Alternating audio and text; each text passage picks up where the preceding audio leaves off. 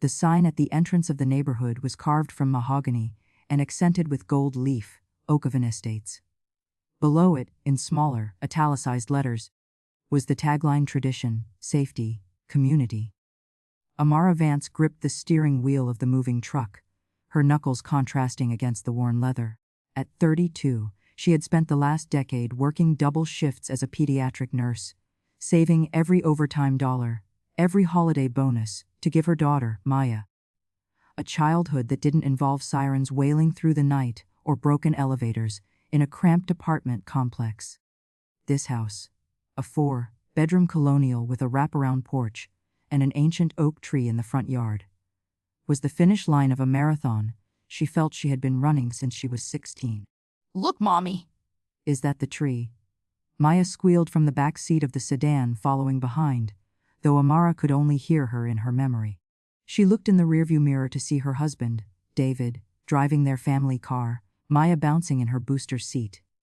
"We made it," Amara whispered to herself, exhaling a breath she felt she'd been holding for years. As she turned the heavy truck onto Elm Street, the atmosphere shifted. The air seemed thinner here, cleaner, but also colder. The lawns were manicured to a level of precision that felt almost surgical.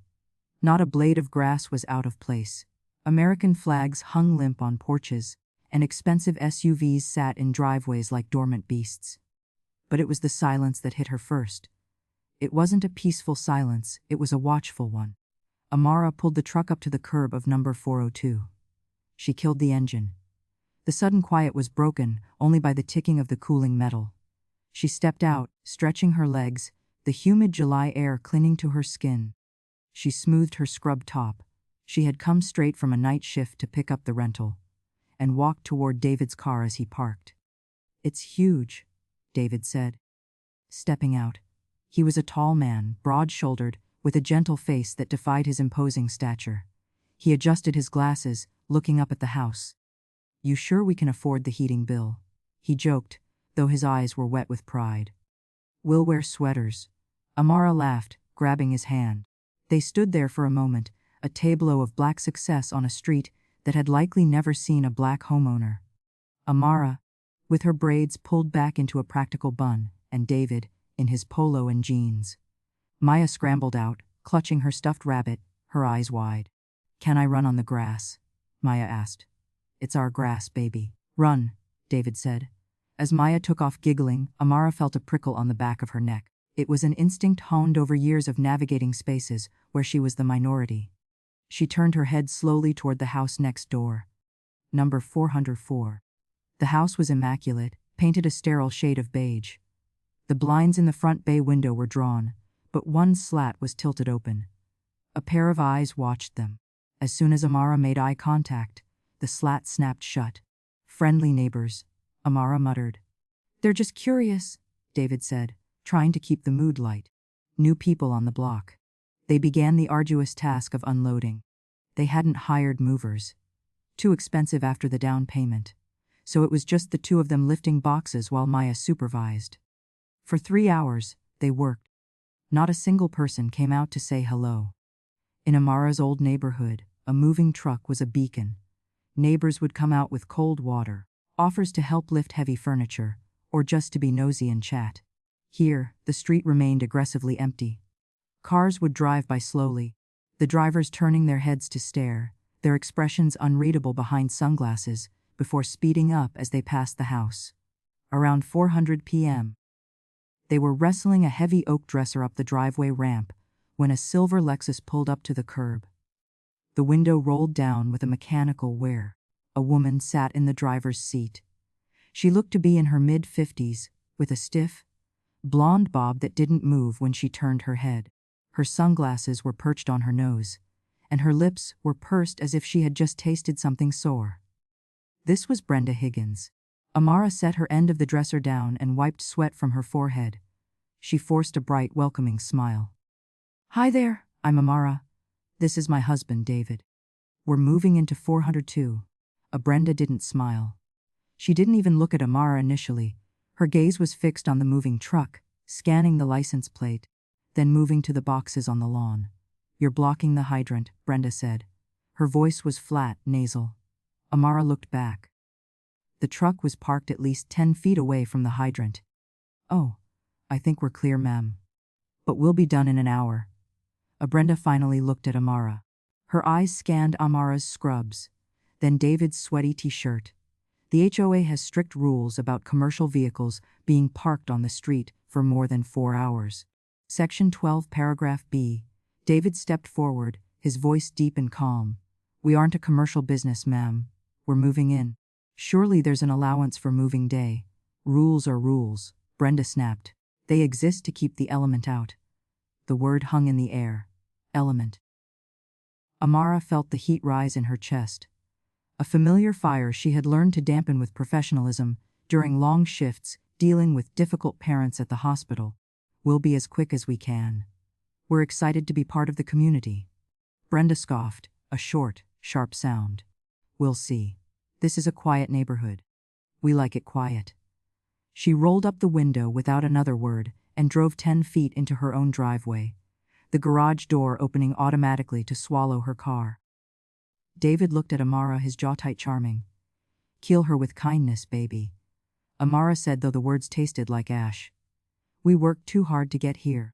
I'm not letting a miserable woman with a bob haircut ruin my first day." But as they carried the dresser inside, Amara glanced back at Brenda's house. She saw the blinds twitch again. She realized then that the silence of Oakhaven Estates wasn't empty, it was heavy. It was a silence that demanded conformity. And looking at her beautiful, dark-skinned daughter playing on the lawn, Amara knew they were the one thing this neighborhood had never had to conform to.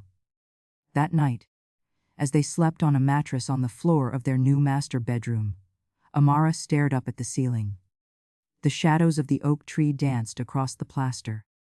She reached out and touched David's arm. "We belong here," she whispered into the darkness, trying to convince herself as much as him. "We bought the deed," David murmured sleepily. "Of course we do." But owning the deed and belonging, Amara was starting to realize, were two very different things. The block 82 weeks had passed since the move. The boxes were mostly unpacked, and the house was beginning to feel like a home. Amara had hung her collection of West African art in the hallway and placed David's engineering degrees in the study. Maya was starting to get used to the size of her room, though she still woke up sometimes asking if they had to leave. Amara's routine was grueling. She worked 3 12-hour shifts a week at the city hospital, often leaving before the sun came up or returning long after it had set. It was a Thursday evening. Amara had just finished a brutal 13-hour shift. She had lost a patient that day, a premature baby she had been nursing for weeks. Her heart was heavy, her feet were swollen, and all she wanted was a hot shower and to kiss her husband and daughter. She turned her sedan onto Elm Street, the familiar tension settling in her shoulders as she entered Oakhaven. As she approached her house, she blinked, thinking her tired eyes were deceiving her.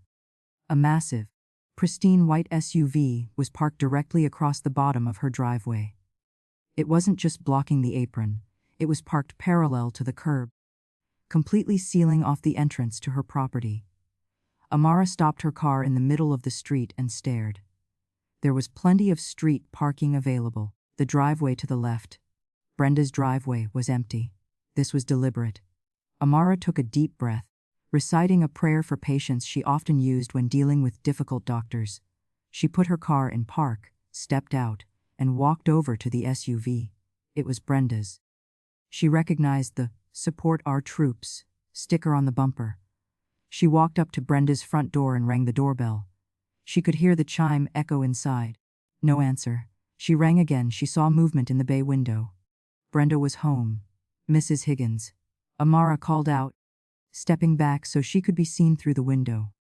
"It's Amara from next door. I think you parked in front of my driveway by mistake." The door opened abruptly. Brenda stood there, holding a glass of white wine. She was wearing a beige cardigan that matched her house. "It's not a mistake," Brenda said, not stepping out, just blocking the doorway. Amara blinked, confused. "Excuse me, you're blocking me from getting into my garage. I need to get inside." That spot on the curb, Brenda pointed with her wine glass, was a community easement. But for the last 20 years, the previous owners of your house, the Miller family, lovely people, always let me park there when my driveway was being power washed. My driveway is being treated tomorrow. I parked there tonight to let it set. Okay, Amara said slowly, trying to process the logic, but you didn't ask me, and you're blocking me out. Can you please move it just 2 feet forward? There's plenty of room. Brenda took a sip of wine, her eyes cold and hard like flint. You people always think you can just come in and change the way things are done. We have traditions here. Unspoken agreements. You wouldn't understand. You people. The phrase hit Amara like a slap. Her exhaustion evaporated, replaced by a sharp, crystalline anger. She stepped closer to the porch step, her posture straightening. Mrs. Higgins, I am asking you politely to move your car. I have worked a 13-hour shift saving lives. I want to go home to my family. Please move your vehicle. And if I don't? Brenda challenged, a smirk playing on her lips. Are you going to cause a scene? That's what you do, isn't it? Get loud. Amara realized in that moment that Brenda wanted a fight. She wanted Amara to scream, to curse, to give Brenda a reason to call the HOA or the police and say, "See, I told you she was dangerous." Amara unclenched her fists. She forced her face into a mask of serene calm, a nurse's mask. No, Brenda. I'm not going to cause a scene. I'm going to wish you a good evening. Amara turned on her heel and walked back to her car. She could feel Brenda's disappointment burning into her back. Brenda wanted the stereotype. Amara gave her the saint. Amara parked her car 3 houses down, the only open spot. She grabbed her heavy work bag and walked the 100 yards back to her house in the dark, passing Brenda's SUV. As she walked up her own driveway, her legs aching, she saw David opening the front door. "Why is the car down the street?" David asked, stepping out in his socks. He looked at the SUV blocking their path. "Is that hers?" "Yes," Amara said, her voice trembling slightly. "I'm going over there," David said, his voice dropping an octave, his protective instinct flaring. Amara grabbed his arm. Her grip was iron. "No, David." "Amara, she's blocking our house! That's illegal!" "We can call a tow truck." "If we call a tow truck, we start a war," Amara said, looking into his eyes. "She wants a war. She wants to prove we don't fit in. If we tow her car. Tomorrow she calls the city about our fence height. The next day she complains about the grass. We have to be better. We have to be unshakable. It's not fair," David hissed, looking at the SUV with disdain. "I know," Amara said softly, leaning her head against his chest. "It's never been fair. But we are here, and we aren't leaving." They walked inside, leaving the SUV where it was. The next morning, when Amara came out to take Maya to school, the SUV was gone. In its place, Brenda had placed a tacky plastic pink flamingo. It was a nonsensical, petty victory. Amara stopped, looked at the flamingo, and smiled. She picked it up, walked over to Brenda's porch, and placed it gently by her door with a note she had scribbled on a prescription pad. "Dear Brenda, I think you left this behind. Hope your driveway treatment went well. Have a blessed day." Amara, she didn't know it then, but the flamingo was just the opening shot. The summer heat in August was oppressive. It hung over Oakhaven Estates like a wet wool blanket. It was a Saturday, and David had decided to tackle the landscaping. The previous owners had let the rose bushes in the backyard grow wild, and David, with his engineer's mind, wanted order. He was wearing a sleeveless gray t-shirt, old gym shorts, and heavy work gloves. Sweat glistened on his dark skin as he hacked away at the thorny vines with a pair of shears. He had his headphones on, listening to a podcast, lost in the rhythm of the work. Amara was inside the kitchen, making lemonade. Maya was sitting at the counter, coloring. "Daddy looks strong," Maya said, looking out the window. "He sure does," Amara smiled. "He's making the garden pretty for us." Suddenly, the blue and red lights flashed against the kitchen cabinets. Amara froze. The spoon in the lemonade pitcher clinked loudly against the glass. In her line of work, sirens meant an ambulance. In her life as a black woman, sirens in her driveway meant danger. She rushed to the front window. A police cruiser was pulled up to the curb, right behind David's truck. 2 officers were stepping out, hands resting near their holsters. "Stay here, baby." Amara told Maya, her voice tight. Is Daddy in trouble? Maya asked, her voice small. No, sweetie. Just stay there. Amara ran out the front door. She didn't run frantically. She moved with the deliberate, controlled haste of an emergency responder. In the backyard, David hadn't heard the police. His back was to the side gate. The officers were walking up the driveway, scanning the property. One of them, a younger officer, had his hand uncomfortably close to his taser. Hey, the officer shouted. David didn't hear. He kept cutting the vines. I said, the officer yelled louder. David turned around, startled. He saw two uniformed men approaching him in his own backyard. He dropped the shears immediately, a reflex taught to him by his father when he was a teenager. Drop everything, hands visible. Don't move. Is there a problem, officers? David asked, his voice steady but his body rigid. Turn around and place your hands on your head, the older officer commanded. I live here, David said calmly. This is my house. We had a call about a trespasser, a suspicious male lurking in the bushes with a weapon. Hands on your head. Now. Amara rounded the corner of the house, just as David was slowly raising his hands.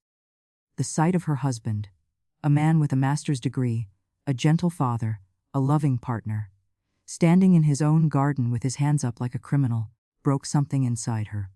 But she didn't scream, she didn't curse. She tapped into that deep well of the grace. Officers? Amara called out. Her voice was melodic, projecting calmness. She held her hands out openly, palms up, showing she held nothing. Good afternoon, officers. The police turned to look at her. The tension in the air was thick enough to choke on. Step back, the younger officer said. I live here, Amara said, walking steadily toward them, placing herself between the officers and David, but at a respectful distance. This is my husband, David. We purchased this home in July. My name is Amara Vance. I'm a senior nurse at St. Jude's Hospital. She dropped the job title deliberately. It was a shield, a signal of status and trust. We got a call, the older officer said, his stance relaxing slightly, but his eyes still suspicious. Neighbor reported a man she didn't recognize hacking at the bushes. Said he looked aggressive. Amara looked past the officers, toward the fence line that separated their yard from Brenda's. She couldn't see Brenda, but she could feel her. She knew exactly who had made the call. Brenda would have described David as a large black male with a weapon. She would have used the words designed to trigger fear. My husband is gardening, Amara said, gesturing to the piles of dead rose bushes. He's clearing the overgrowth. We are the homeowners. Do you have ID? It's inside, David said, his voice tight with humiliation. In my wallet. On the kitchen counter. I can go get mine, Amara offered. It has this address on it.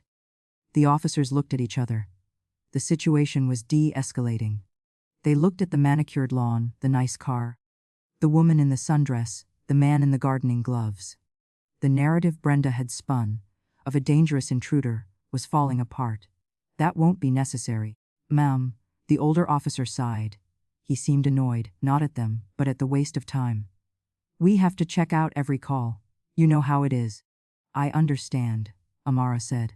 Safety is important. But perhaps you can update your notes. The Vance family lives at 402. So we don't have this misunderstanding again. Well, do that, the officer said. He looked at David. Sorry to disturb your afternoon, sir. Nice house. Thank you, David said. He didn't lower his hands until the officers turned their backs and walked down the driveway. As the cruiser pulled away, Amara rushed to David. She wrapped her arms around his waist, burying her face in his sweaty chest. She could feel his heart hammering against his ribs like a trapped bird. I'm sorry, she whispered. I'm so sorry. David didn't speak for a long time. He just stared at the fence line, his eyes hard. Finally, he looked down at her. She tried to get me killed, Amara. She called the cops on a black man in a white neighborhood. She knows what happens. She knows. I know, Amara said, tears pricking her eyes. We can't just kill this with kindness, David said, his voice shaking with rage. This is dangerous. If we react, Amara said, pulling back to look at him, holding his face in her hands. If we go over there screaming, she wins. She gets a restraining order. She paints us as the aggressors. We have to be smarter. We have to survive this. Just then, the back door opened. Maya stood there, clutching her stuffed rabbit. Her eyes were wide and terrified. "Did the bad men take Daddy?" she whispered. Amara's heart shattered. She wiped her eyes instantly, forcing a smile onto her face that felt like it was made of glass. Amara said, walking over and scooping her up. "The policemen just were lost. They needed directions. Daddy helped them." "Oh," Maya said, though she didn't look convinced. Mrs. Brenda was watching from her window. She was smiling, and Amara froze. She looked up at Brenda's window. The blinds were still. That night, Amara didn't sleep. She sat in the living room, watching the streetlights hum outside. She realized that Brenda wasn't just a nuisance. She was a threat, and the war for their home had just turned from cold to hot. Amara looked at her nursing bag by the door. She spent her life healing people. But as she thought about the woman next door, who had smiled while the police approached her husband, Amara wondered if some souls were too rotted to ever be healed. But for Maya's sake, and for David's, she had to try. She would not let hate drive them out of their dream. She would stand her ground.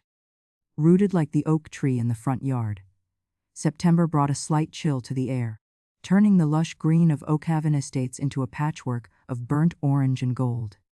It was a beautiful season, but inside the Vance household, the temperature was guarded. Maya was turning 7. In their old neighborhood, Maya's birthday was a block party. The neighbors would bring potluck dishes. The kids would run through the sprinklers in the alley, and the music would play until dusk. Amara wanted to recreate that feeling for her daughter here. She wanted to prove to Maya, and perhaps to herself, that they had a community. "Are you sure about this?" David asked one evening as Amara sat at the kitchen island, handwriting invitations on thick, expensive cardstock, after the police incident. "Do you really think these people will come?" "We have to try, David," Amara said, dotting an I with a heart. "If we hide in this house, we validate everything Brenda thinks about us. We show them we are open, friendly, and normal. Besides, kids don't carry the same hate their parents do. Maya needs friends." David kissed the top of her head, but his eyes were doubtful. "You have a heart of gold, Amara. I just hope it doesn't get bruised." The next day, Amara and Maya walked door to door. They skipped Brenda's house. Amara wasn't a masochist, but they visited the 20 other homes on their block. At the Miller house, Mrs. Miller took the invitation with 2 fingers, as if it were contaminated. "Oh, a party. Well, we're very busy this time of year. Soccer season." At the Johnson house, Mr. Johnson didn't even open the screen door. "We'll see," he grunted, taking the envelope through the crack. But Amara kept smiling. "We'll have a bouncy castle and a taco truck. Hope to see you there." Maya was ecstatic. She talked about it for a week. "Can I wear my princess dress? Will the girl with the red bike come?" On the Saturday of the party, Amara went all out. She hired a professional face painter. David set up a massive bouncy castle in the backyard that looked like a fortress. The taco truck arrived at noon, smelling of cilantro and grilled steak. Balloons in gold and purple, Maya's favorite colors, bobbed in the gentle breeze. By 100 p.m., everything was ready. Maya stood by the front window, wearing her sparkly tiara, her nose pressed against the glass. "They'll be here soon," Amara said, checking her watch. The invitation said 100 p.m., 1:15 p.m. passed. The street was quiet. 1:30 p.m. passed. A car drove by slowly, but it didn't stop. 200 p.m. came and went. The taco truck driver leaned out of his window. "Mom, should I start serving? Food's getting cold." Amara felt a lump form in her throat, hard and jagged. She walked out to the front porch and looked down the street. It was a ghost town. No kids on bikes, no parents walking with strollers. Then she saw it. 2 houses down, at the Thompson residence, there were cars lined up. She could hear music. She could hear the distinct sound of children laughing. Amara walked to the edge of her lawn. Through the gaps in the hedges, she saw them. The neighborhood kids. The girl with the red bike. The boy from across the street. They were all in the Thompsons' backyard, and standing in the center of the group, holding a glass of wine and holding court, was Brenda. She had organized a fall block party, on the exact same day, at the exact same time. She had siphoned the entire neighborhood away. Amara felt her knees go weak. It wasn't just mean, it was surgical. Brenda had orchestrated a social boycott of a 7-year-old's birthday party. Amara turned back to her house. She saw David standing in the doorway, watching her. He had seen it too. His face was a mask of fury. He looked like he was ready to march down there and tear the hedges down with his bare hands. Amara shook her head at him. Don't, she walked inside. Maya was sitting on the sofa, the tiara slightly askew. She wasn't crying yet, but her lower lip was trembling. Nobody came, Maya whispered. Is it because I'm brown? The question hit Amara like a physical blow. It was the moment every black parent dreads.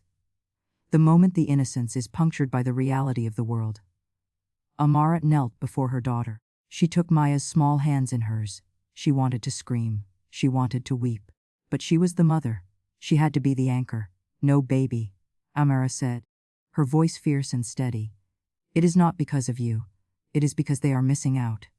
Look at this house. Look at that bouncy castle. Look at that taco truck. Do you know who gets to eat all those tacos? We do. But I wanted friends, Maya sniffled. I know, Amara said, wiping a tear from Maya's cheek. And you will have them. But today, you have the best party in the world, because you are surrounded by people who love you more than anything. Now, Maya adjusted her tiara. David, Amara called out, standing up. Turn up the music. Way ahead of you, David said. He blasted Earth, Wind and Fire September. He went outside and started jumping in the bouncy castle by himself, doing ridiculous backflips until Maya was giggling uncontrollably.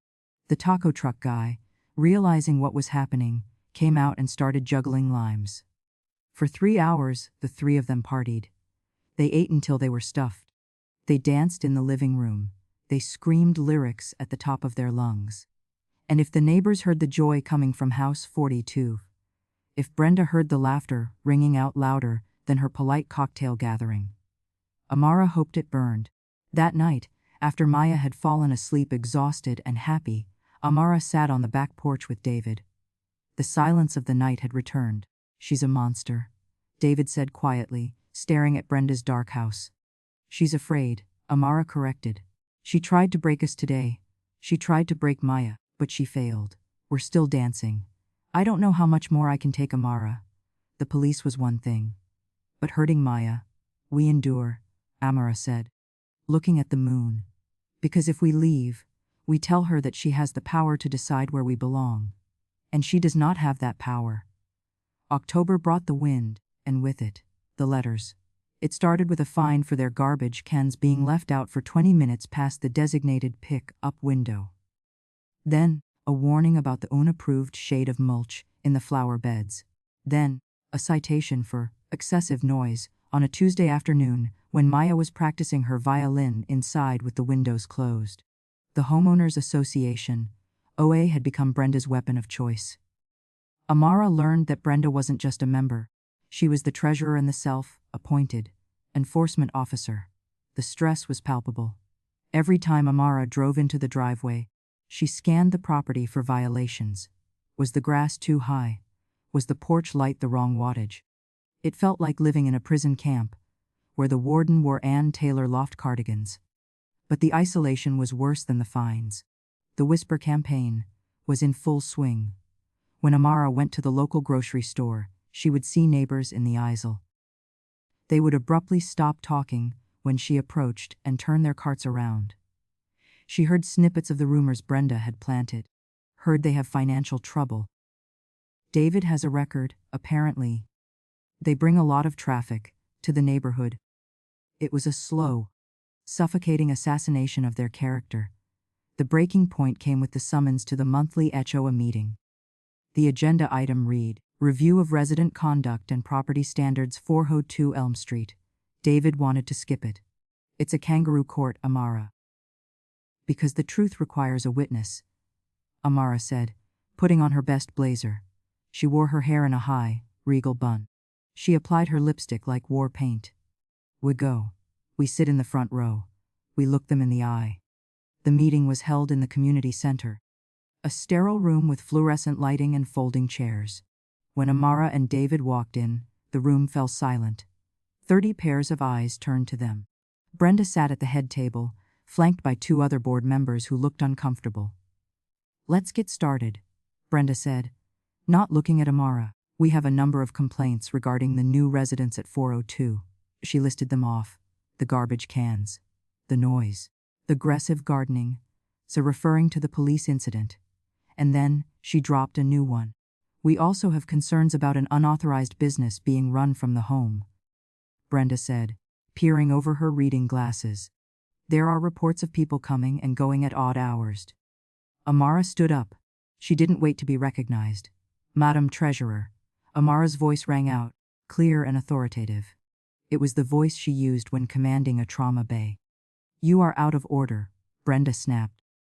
"I am a homeowner and I have the floor," Amara continued, stepping into the aisle. "The people coming and going are my colleagues. Nurses and doctors dropping off paperwork or checking in on me after I work 60-hour weeks saving children's lives. I am a pediatric nurse. My husband is a structural engineer. We are not running a business. We are living our lives." She turned to face the room, making eye contact with the neighbors who had ignored her, the ones who had skipped Maya's party. "We moved here for the same reason you did. Safe streets, good schools, peace. But since we arrived, we have been harassed, blocked in, had the police called on us for gardening. And my 7-year-old daughter was ostracized on her birthday. This isn't community standards. This is bullying. And frankly, Oak Haven is better than this." The room was deadly silent. Some neighbors looked down at their shoes, ashamed. Brenda's face turned a mottled shade of red. "If you don't like the rules," Brenda hissed, her composure slipping, "maybe this isn't the right neighborhood for you." "We aren't going anywhere, Brenda," Amara said softly, but with the weight of a sledgehammer. "So I suggest you get used to seeing us." Amara took David's hand, and they walked out. They didn't win the room that night. Fear is a powerful tool, and Brenda held the reins of social standing, but they had drawn a line in the sand.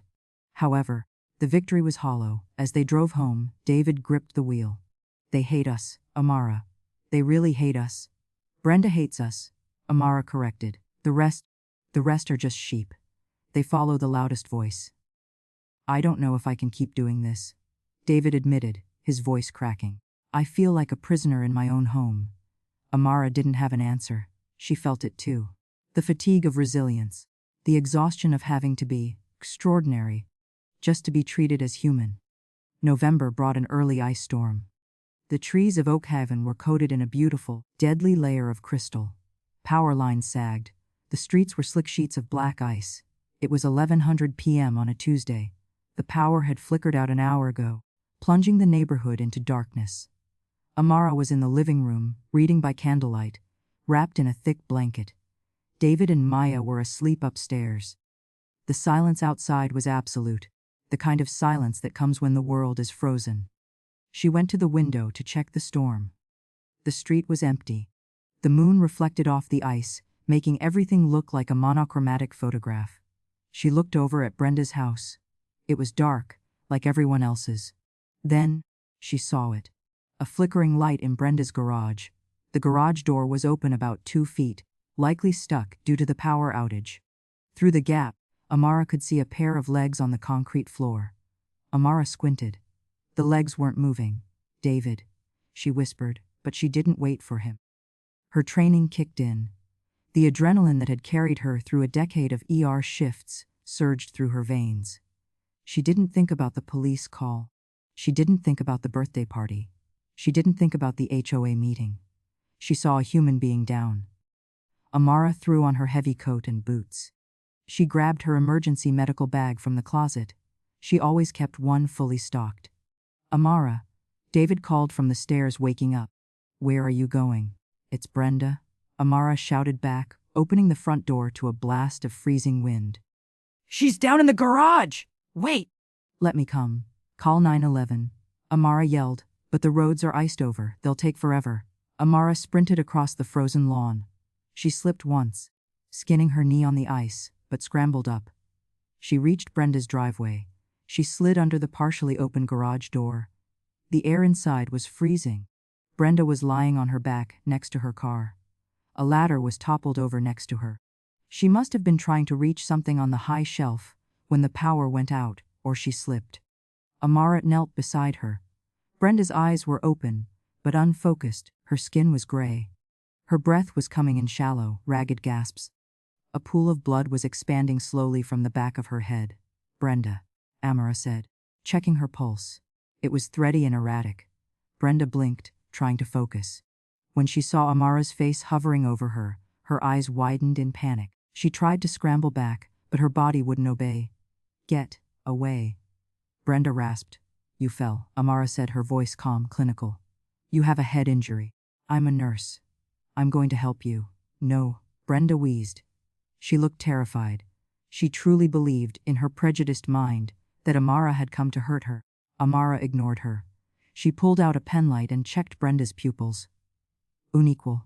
Concussion, possibly a subdural hematoma. Then she saw Brenda clutching her chest. "My chest." Amara ripped open Brenda's cardigan. She placed her stethoscope against the cold skin. The heart rate was wild, atrial fibrillation triggered by the trauma and the cold. "You're going into shock," Amara said. She worked fast. She grabbed a thermal blanket from her bag and wrapped Brenda. She applied pressure to the head wound with sterile gauze. "Brenda, listen to me," Amara said firmly, leaning close. "The ambulance is coming, but the roads are bad. You have to stay awake. Do not close your eyes." Brenda stared up at her. The panic was fading, replaced by confusion. She was looking at the woman she had demonized, the woman she had tried to drive out. And that woman was currently holding her bloody head in her lap, using her own body to block the freezing draft coming from under the door. "Why?" Brenda whispered, a tear leaking from her eye. "Because," Amara said, checking the pulse again, "I'm your neighbor." David arrived moments later, sliding under the door. "Ambulance is 20 minutes out. They're stuck on Main."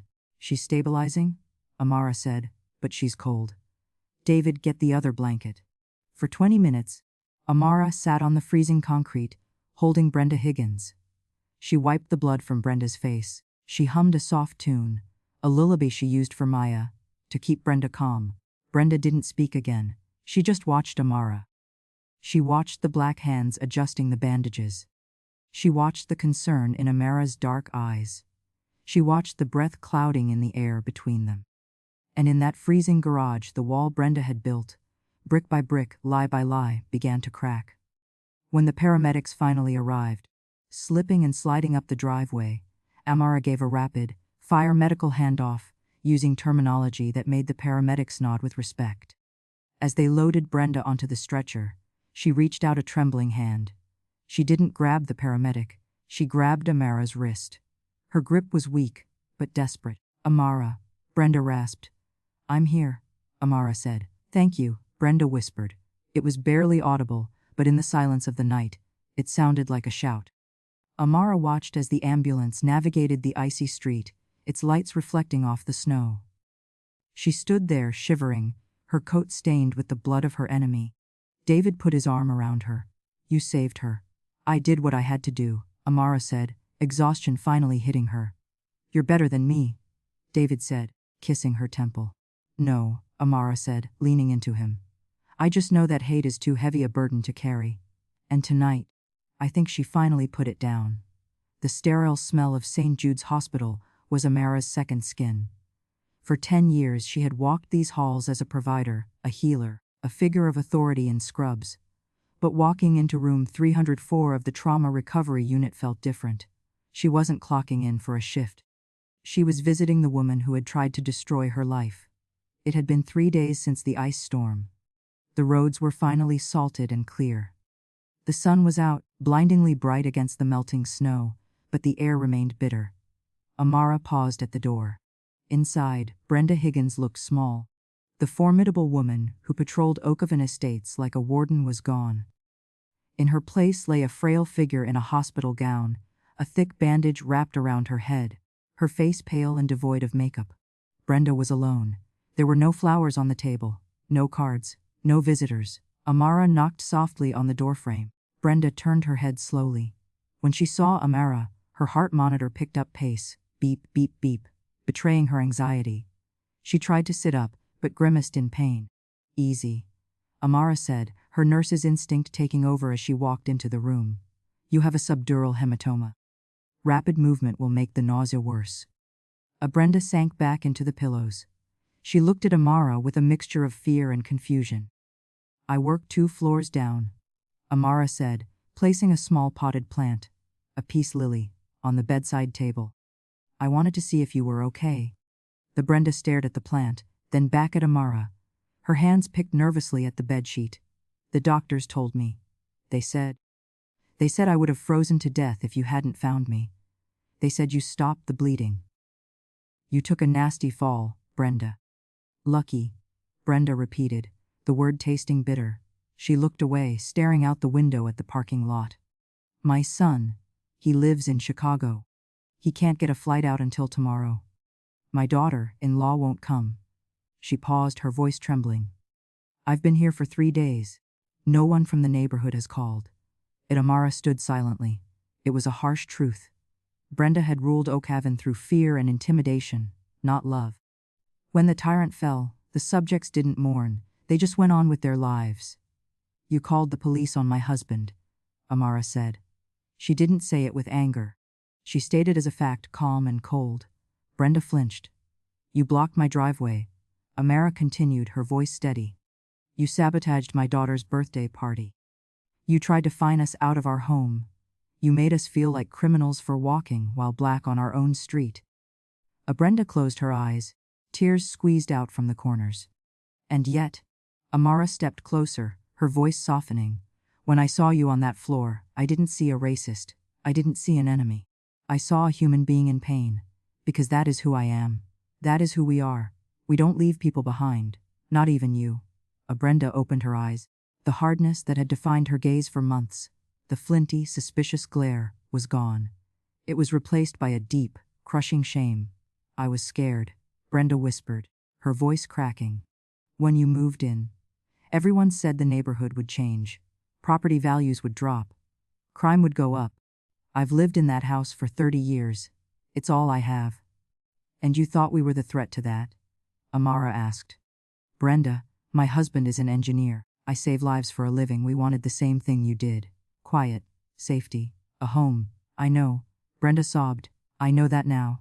I saw your hands, on my face. You kept me warm. She looked at her own hands. I've been so ugly. I've been so ugly to you. You have. Amara agreed. She wasn't going to absolve her instantly. Forgiveness had to be earned, but grace could be given freely. But you're still here. You have a chance to be different. Amara reached into her bag and pulled out a card. It was a handmade, get well soon, card from Maya. It was drawn in crayon, a picture of a house with a sun smiling over it. Maya made this for you, Amara said, placing it on the bed.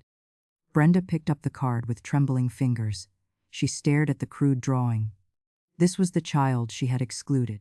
The child she had left crying in an empty bouncy castle. Brenda broke.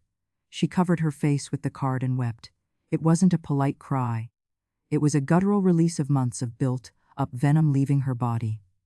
Amara stepped forward, and for the second time, placed a hand on Brenda's shoulder. She didn't say anything. She just let the woman cry. I'm sorry. Brenda choked out through the tears.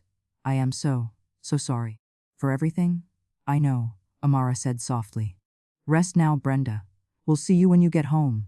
Amara walked out of the room, leaving the peace lily and the card behind. As she walked back to the pediatric ward, she felt lighter. The war was over. She hadn't won it with a lawsuit or a shout. She had won it with a blanket and a bandage in a freezing garage. Spring arrived in Oakhaven Estates with an explosion of color.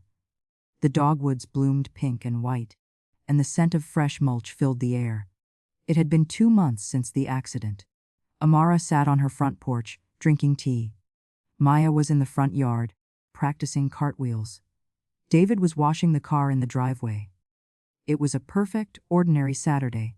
The sound of a garage door opening drew Amara's attention. Brenda walked out of her house. She was using a cane now, and she walked with a slight limp, but she looked healthier. The severe blonde bob was gone, grown out into a softer, natural style. She wasn't wearing her stiff beige cardigan, she was wearing a soft blue sweater. Brenda walked slowly to the edge of her property. She stopped at the property line where the grass of 402 met the grass of 404. David, Amara called out softly. David looked up, sponge in hand. He tensed, his protective instinct still simmering. Brenda waved. It was a hesitant, shy wave. Good morning, Brenda called out. Her voice wasn't the nasal, commanding bark of the Shoei treasurer. It was just a neighbor's voice. Morning, Brenda. Amara replied, standing up and walking down the steps. Brenda fumbled in her pocket and pulled out a key. She walked, limping slightly, up Amara's driveway. I have something for you, Brenda said when she reached them. She held out the key. What is this? David asked, eyeing it suspiciously. It's the key to the community center, Brenda said. And the pool gate. The HOA board. We had a meeting last night. Amara raised an eyebrow. Oh, are we being fined for breathing too loudly? Brenda shook her head vigorously. No. I resigned as treasurer. And before I did, I pushed through a new motion. The legacy parking rule. It's gone. The restrictions on unapproved gatherings. Gone. She looked at Maya, who had stopped her cartwheels to watch. And we're planning a neighborhood welcome committee. Real welcome. For everyone. David took the key, looking at Brenda with disbelief. You did that. It was the least I could do, Brenda said. She looked at David squarely in the eyes. I owe you a specific apology, David, for that day in the garden. I knew what I was doing. It was dangerous and it was racist. I was trying to hurt you because I was small and hateful. I hope one day you can forgive me. David was silent for a long moment. He looked at the key in his hand, then at the old woman leaning on her cane. Thank you, David said finally. His voice was thick with emotion. We appreciate it, and… Brenda turned to Maya. Maya, come here, sweetie. Maya ran over, hiding behind Amara's leg. I missed your birthday, Brenda said, crouching down painfully to be eye level. And that was very mean of me. But I heard you like chocolate cake. From behind her back, Brenda revealed a box from the most expensive bakery in town. I got you a cake. Just because it's Saturday. Maya's eyes went wide. She looked up at Amara for permission. Amara smiled and nodded. Thank you, Mrs. Brenda. Maya grabbed the box. You're welcome. Brenda smiled. It was a genuine smile, one that reached her eyes. Would you like to stay for tea? Amara asked. I just brewed a fresh pot. Brenda looked at her house, empty and lonely, and then back at the Vance family, standing in the sun. I would love that, Brenda said. They sat on the porch for an hour. The other neighbors, seeing Brenda sitting with Amara and David, slowed their cars. They saw the laughter. They saw the peace. And slowly, the dynamic of the street broke. The Johnson family came over to introduce themselves properly. Mrs. Miller waved from her garden. The invisible wall that had surrounded House 402 had dissolved. As the sun began to set, casting a golden glow over Oak Haven, Amara looked at her family. Maya was eating cake with Brenda. David was laughing at a story Brenda was telling about the previous owners. Amara took a deep breath. The air didn't feel thin or cold anymore. It felt like home. She had been right. They didn't belong here because they bought the deed. They belonged here because they had brought the one thing the neighborhood was missing, grace. Amara Vance smiled. She had killed them with kindness, and in doing so, she had brought them all to life. Moral lesson: the strength of grace in the face of hate, the story of Amara and Brenda, is not just a drama about bad neighbors. It is a mirror reflecting the realities of prejudice and the transformative power of high moral character. The Brenda didn't hate Amara because of who Amara was. She hated her because of what she represented: change. Racism is often a fortress built on the shaky foundations of ignorance and fear of the other. Brenda lashed out because she felt her control slipping, proving that hatred is often a defense mechanism for the weak. Amara shows us that killing them with kindness does not mean being a doormat. Amara stood up for herself at the HOA meeting. She protected her husband during the police encounter. She never lowered her head, but she also never lowered her standards. She maintained her dignity. This is the essence of Black women's empowerment, the ability to remain regal when the world tries to make you small. Forgiveness is a two-way street. Amara opened the door, but Brenda had to walk through it. True redemption isn't just saying, sorry. It's dismantling the systems of oppression you helped build. Brenda didn't just apologize, she changed the HOA rules and resigned her position of power. She did the work. Final thought, in a world that is quick to cancel, divide, and attack, Amara teaches us the hardest lesson of all sometimes: the only way to defeat an enemy is to make them your friend. Love is not passive, it is a fierce, active force that can melt even the coldest winter ice.